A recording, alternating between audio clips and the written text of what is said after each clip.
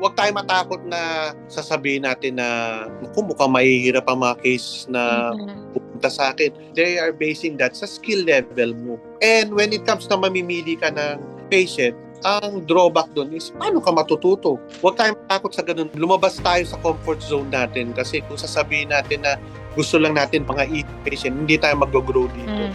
Magkaroon ka ng tiwala sa sarili na kaya mo lahat.